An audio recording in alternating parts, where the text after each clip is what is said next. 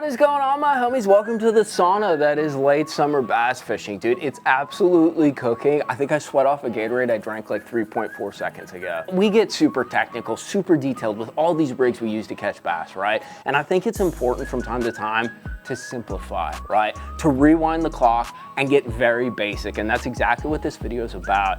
Literally, I'm going to show you one worm rig, one setup that absolutely smashes bass in all different kinds of scenarios, from the bank to the boat in this late summer heat. This isn't about carrying a giant tackle box, retying every 2 minutes, dude, overthinking things, which is a trap I think we all get captured in from time to time.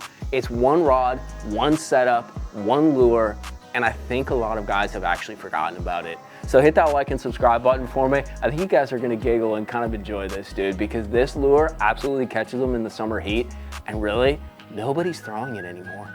This thing right here is one of the most bass catchingest lures ever made. And it's called the pre-rigged worm. That's kind of the generic title for it. And it's a very simple setup, dude. Basically, it's a soft plastic worm. It's actually super junky, like rubbery soft plastic, rigged with kind of like 3 or 4, 2 or 3, depending on which style that you buy. And we're gonna get into the details of which one you actually need to buy. But basically they're rigged through the worm. So the worm is already pre-rigged with hooks. You don't need to like Texas rig it. You don't need to add a hook. It's already set up, and it's actually even already set up with a piece of line to tie it up on, which makes it even easier to tie it up and set it up on your rod. It is probably the lure that most of us, except for maybe like a Mepps, like inline spinner, that we caught like some of our first bass on, dude. And it's a forgotten art, and it absolutely catches them. Now, I'm gonna show you a couple of them, and you need to make some changes on them to make them work. Out of the package, they're kind of junk, dude. I'll be totally honest, and they're hard to find. One of the things that I was blown away by, I wanted to shoot this video for you guys, and I went looking around. Normally, like Walmart, your local tackle shops, everybody's got them. And they had some like cream ones and some of the more classical ones that had some blades and stuff, but they didn't have the exact right one. They may all look the same, but there's certain tweaks and certain aspects that you need to look for when it comes to this pre-rigged worm. First one is called the Bass Stopper. This is the one that literally I smashed them. Dude, we used to throw them in Wisconsin so much. It crushes them. Like absolutely crushes them. And what's cool is it's a weedless presentation. There are ones with open hooks on them, but these have little kind of closed hooks. And what you do is you actually pop that out. I like to throw them with that little guard kind of opened up. So you have kind of a semi-open hook presentation, but this provides you cover to get through some stuff. The other thing is this fish is high in the water column, right? It's basically like along the lines of a floating style worm, but a little bit different. So it fishes over grass. It's really easy to skip under docks. You can throw it around like tree falls and isolated cover. You can't throw it in the thickest, heaviest of stuff, but overall you can fish it around some pretty decent cover and fish it successfully. And that's what's so cool about it. Whether you're on the bank or whether you're on the boat, it allows you the versatility to fish a grass patch, to fish open water, to fish super clear water, to fish a dock. Like all those kinds of scenarios, this thing travels well on, and it gets bites. The only downside is it is slow to fish. I use it a lot around isolated targets, docks, floating kind of raft things, little grass flats, things along those lines. And you're gonna wanna throw it out and just use a very slow, like steady kind of twitching retrieve. The other thing that you can do is actually just reel it, because what's interesting about this, you can see it's all juked up, dude, right? Like it actually looks like crappy, but the fold in the tail actually causes this worm to spin circles as you're reeling it, and it has this sort of undulating kind of lazy legged action that absolutely triggers them in this late summer deal. Now, there's a couple modifications, and there's 2 different styles of these worms. The first one that I showed you is the Bass Stopper. This is kind of the most well-known. I like the Magnum size, but they do offer a little smaller one, and I recommend the weedless. The weedless presentation is the best. You can always clip off the weed guards if you need to. The other style is what's called the long lures. So, like I said, these are kind of hard to find. I found them at Bass Stopper, and then I found these DeLong ones on Amazon. It has some ridges in it. It just has a little different look, and it also doesn't come preset. So it has kind of like a ridged body like that, and the plastic is definitely a little more limp on the DeLong.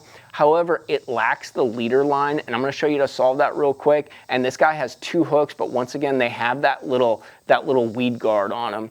So with both of them, you fish them exactly the same, but you need to rig them and tweak them out a little bit different, and that's what I'm gonna show you right now. So the key to tweaking both these worm rigs relates to the leader, right? So the DeLong actually doesn't come with a leader, so you just have a little kind of like loop on that end hook on the tip of the worm right there, but it's really easy to solve that because the Bass Stopper does have a leader.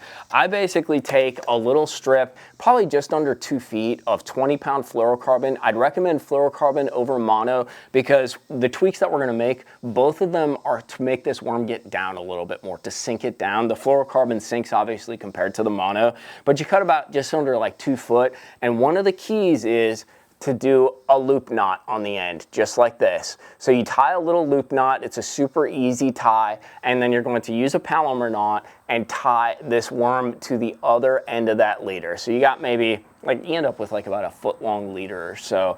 On the Bass Stopper, it already incorporates like a 15 to 20 pound. I think it actually is like a mono leader. But once again, just like what we did, it has that loop knot at the end. Instead of tying a knot, this is actually what you do. So we have some Spro swivels. These are actually pretty big. They're size number 2. I like to use them because it's basically acting as weight as well as preventing some of those line twists. And all you're gonna do, it's kind of unique. You're actually not gonna tie a knot. You're going to thread that loop through your swivel, and you're actually gonna create kind of like a clinching harness. So you're gonna thread it through the bottom of the swivel and then run the line over the swivel, and then be careful drawing it down, and it's basically going to clinch on the bottom of that swivel. And what's nice about this is now it makes this worm super easy to tie on. It's a 1-knot tie. You just tie onto the swivel right there. And if you want to add more weight, you can. You can basically turn this into a very short, kind of light Carolina rig, because you can tie this onto your main line and then put like a little 1/8 ounce, a 1/4 ounce, a 3/16, a 1/16 ounce weight in front of it, and you're actually getting a leadered Carolina rig with that worm all ready to go. And that's really the beauty of this thing. It's pre-rigged, right? It's all set up. It's a 1-knot tie. There's no rigging of the hooks. There's no sliding the worm on. It's basically already done. All you have to do is tie it onto your setup. The emphasis with this rig is simple, right? And it doesn't just stop with the worm. It literally is probably one of the most simple setups, and everybody's got one. I like throwing it on a KS2 Elite. This is a 610 medium spinning rod, but you can use like a 7-foot, 7-1, just that medium category. And there's 2 reasons for it. One, you need it to be soft enough to really slang this thing. You're making a lot of kind of skips, precise casts, kind of laying this thing on because it doesn't fish that fast, right? So you need to make sure you're putting it in the strike zone and making those accurate casts. The other thing is too, it really isn't like a smashing bite, right? Like these fish are warm, it's super hot, they kind of just come up and suck it up. And even though it does have those weedless hook guards on it like that, you don't really set the hook. You let the rod load up, so you need enough tip on there for them to just kind of grab it, and you just use kind of a sweeping action. You're not pulling on them super hard. You're just using that sweeping action to let the rod load up and kind of let the rod do the rest, right? You got that braid backing on there, and that's what I'd recommend is like a 10 to 12. I like, you guys know, I throw that cast braid, the X12. It's one of my favorite braids. I use it on my forward-facing presentations. It's 12 pound. You can go down to 10. I'd recommend staying in that range because it adds to the castability. It also allows the worm to get down a little bit better rather than going up to like 15 or 20 pound braid. But the beauty is you don't need to put a leader on, right? So the way we rig this bait up is it already comes pre-rigged with that leader and that swivel. So you can basically have straight braid, that 12 or 10 pound cast like that, and tie it directly onto the rod and be ready to go. No rigging, no threading on the worm onto the hook. You're ready to rock, you're ready to cast. Homies, if you wanna have some fun, simplify, not bring the tackle box and 47 worms, 47 terminal tackle hooks, 47 weights. This is a great way to do it, dude. And it's a way that everybody can catch them. Whether it's just a kid you bring out fishing, whether it's yourself and you're super technical, but you just want to simplify things because you need a pond hopping rod or something along those lines. it absolutely catches them, dude. And what really blew my mind is how hard they were to find these days. This used to be like the standard. I've caught more fish in Wisconsin when I was growing up on this rig than any other rig, dude. And it really is, especially this time of year when it's so hot out and these fish just kind of get lackadaisical. They need something that's super subtle, super kind of finessed and nuanced to catch them. It's the perfect fit for that. And it's the simplest presentation ever, dude. Fishes a lot of different ways. You can fish it around cover, around grass, or even open water, and it's easy, dude. There's really no wrong way to fish this thing. So check it out. I'll put links to everything. We were talking about pretty much the bass stopper. This is probably my favorite color, is that natural kind of earthworm color, as well as this DeLong bait. And this one I got kind of like the mix pack, so it's got like a green pumpkin, it's got like a plum kind of like green purple one. It's kind of like a mixed thing. They're a little bit pricey these days compared to what they used to be. They used to be like $1, now they're like $3, $4 a piece. But it's a cool way to catch them. It's super durable, and literally it smashes them in this late summer heat. Hope you guys enjoyed this video, and if you guys have smashed them in the past, back in the day, dude, on the pre-rig worm, drop it down in the comments below. I'd love to hear your feedback. Or if you guys got another little worm rig that's super simple, super easy, one bait for late summer fishing, I'd love to hear about that too. But I'm gonna get things tied up. We're gonna go out to the lake and go try to pull on some. Later, my homies.